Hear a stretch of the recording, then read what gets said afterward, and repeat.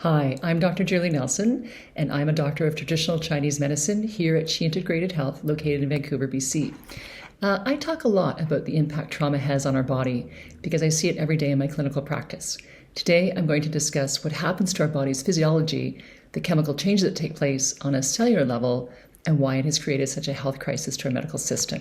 And if you find these videos interesting or helpful, please consider subscribing and hit the red button below. So let's get started.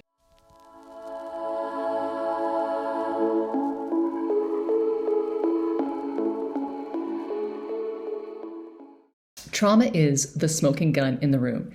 It has the ability to kill people, not outright. It's a stealth, cunning killer that over time waits for the body's immune system to wear down, then it attacks. When people are in a constant state of stress, especially high stress, it signals the release of proteins and other chemical systems into the bloodstream to promote the resistance to infection. The body gets ready to repair any tissue that might be damaged during the flight response sequence. It's important to note your body cannot discern between an actual attack that's happening in the present moment and one that's happened 5 years ago or maybe 35 years ago. To your body, an attack or perceived attack is all it needs to initiate a repair response. It's like your body sets up a little mini triage hospital ready to take care of you in case of injury or to repair you in case of injury. And then once the threat disappears, this inflammation response subsides. But what happens if you stay in a highly anxious state, and the perceived threat does not subside? Your body keeps releasing more and more proteins into the blood, getting ready for an injury that never happens. In other words, it's stockpiling, and this over-stockpiling of proteins and chemicals can cause a toxic effect to the heart and other organs. The impact to your body will be worse if your trauma occurred at an earlier age and was prolonged. Say you grew up with alcoholic parents, or you suffered from abuse or neglect. We call these early adverse childhood experiences. For you, your trauma response signals got turned on, and then they did not get turned off. Researchers have found that adults in their 30s who grew up in abusive homes were nearly twice as likely to have elevated levels of inflammatory proteins in their blood, what is referred to as high sensitivity C reactive proteins, than their peers who were not mistreated. Rheumatoid arthritis is an autoimmune inflammation process whereby your immune system attacks the healthy cells in your body by mistake. The result is pain and swelling in your joints, knees, elbows, wrists, jaw, even your eyes. It's called uveitis. The way you diagnose RA is by testing to see if there are high levels of C-reactive proteins in your blood. Another study on incest survivors found abnormalities in their CD45 cell RA to RO ratio compared to their non-traumatized peers. The CD45 cells are the memory cells in the immune system. The RA cells are activated by past exposure to toxins, and they quickly respond to environmental threats they have encountered before. The RO cells are kept in reserve for new challenges. They are activated to deal with threats to the body not yet met. Remember, when your body is under a perceived threat, all kinds of chemical reactions at the blood level and cellular level are taking place. The RA to RO ratio is the balance between cells that recognize known toxins and cells that wait for new information to activate. In patients with histories of sexual abuse, the proportion of RA cells that are ready to pounce is much higher than normal levels. This makes their immune system oversensitive to threat, so it is prone to mount a defense when actually none is needed. Autoimmune diseases are caused by body attacking its own cells. Incest victims, like every other victim of abuse, have trouble distinguishing between danger and safety. Past trauma distorts their view of the world. For them, the world is not a safe place to be. They get stuck in the flight response, not knowing they're there. For many of them, high anxiety is just a way of life. But there's more. These same abused, mistreated folks are now adults, and they are 3 times more likely to experience major depression by their early 30s, and are twice as likely to have elevated risks of heart disease. Trauma changes our blood chemistry, our cells, and also our brain.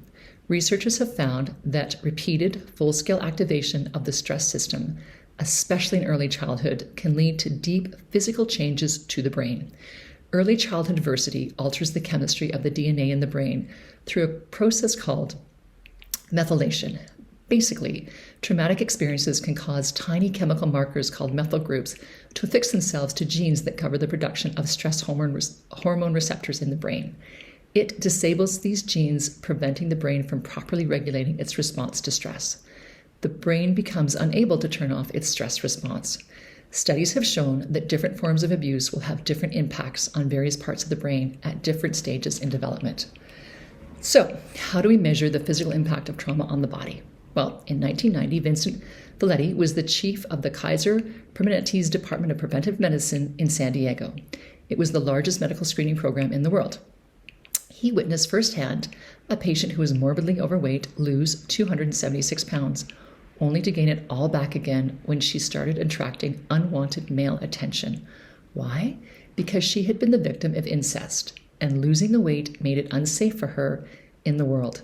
With the weight on, she was invisible and garnered no attention. Folletti set out to study adverse childhood experiences and the impact they had on victims' lives. They interviewed more than 25,000 patients, asking them 10 questions. Each yes scored 1 point. This became known as the ACE study, Adverse Child Experiences. They developed these 10 questions to cover carefully defined categories of adverse experiences, including physical and sexual abuse, physical and emotional neglect, family dysfunction, such as having had parents who were divorced, mentally ill, or addicted, or in prison. The study found that traumatic life experiences during childhood and adolescence were far more common than expected. Over 28% of the women who took part in the study, 28%, had experienced some form of sexual abuse. That's over 1 in 4 women. 16% of the male respondents had also experienced sexual abuse.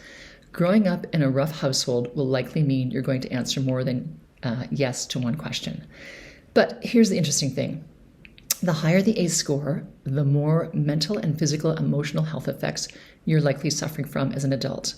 For people who have an ACE score of 4+, they reported learning and behavioral problems, and the problems they weren't able to outgrow these behavioral problems and learning problems. It carried on with them to adulthood. As the score rises, so does the incidence of chronic depression. 66% of women and 35% of men, along with the use of antidepressant medication, were prescribed painkillers. Folletti noted that the treatments being given were to address something that might have happened 50 plus years ago. The kicker is the people with histories of neglect or abuse don't respond as well to antidepressants as their peers who had no abuse. Suicide attempts also rise with higher ACE scores. The more isolated and unprotected a person feels, the more death will feel like the only way to escape. The incidence of alcoholism also rose with ACE scores, 4 to 7 times more likely, as well as smoking, obesity, compulsive overeating were also reported higher. Those with ACE scores 6+ had a 15% greater chance of suffering from any of the 10 leading causes of death: COPD, ischemic heart disease, liver disease, cancer, and emphysema. In my experience, where the body has been traumatized is where the disease will often manifest. For myself, holding on to my fear in my gut weakened my digestive system to the point where I contracted Crohn's disease. When I'm overtired or upset, my digestion is the very first thing to give out. For people who are unable to speak up or unable to speak their truth, and when speaking up yielded no results, this will create a lot of energy in the throat chakra, so it's not uncommon to see incidences of hypothyroidism in these areas. Holding on to the grief causes sadness. So grief in the chest causes sadness. Heart disease, emphysema. When it comes to the body and stored energy, time and time again, it's the right breast that holds a lot of our emotion. And shoulders, I feel a lot of energy in people's shoulders who literally shoulder a lot of responsibility. I had a patient who was repeatedly strangled by her ex-boyfriend. She grew a nodule the size of a toonie just below the base of her ear that had to be surgically removed. So here's what we know. The earlier and longer sustained abuse will have a greater physical impact on the body if the trauma, the emotional trauma, is left untreated. For people who suffer from trauma, like a car accident, the physical impact will not be as great because it was a one-off. But the reality is this. We need to start to really examine our healthcare system and how we treat disease by first understanding the history of our patients. Medical red flags like IBS, hypothyroidism, depression, anxiety, insomnia, addiction all point to some type of trauma. And if left untreated, it will be difficult to treat the current situation. In TCM, we call this treating the root to treat the branch. In my belief, Western medicine treats the branch, but we need to get at the underlying emotional cause, the perpetrator of the illness. Turning off a patient's flight response system Getting them to a calm, safe place mentally and emotionally will go a long way to healing them physically. I'm Dr. Julie Nelson, and thanks for watching.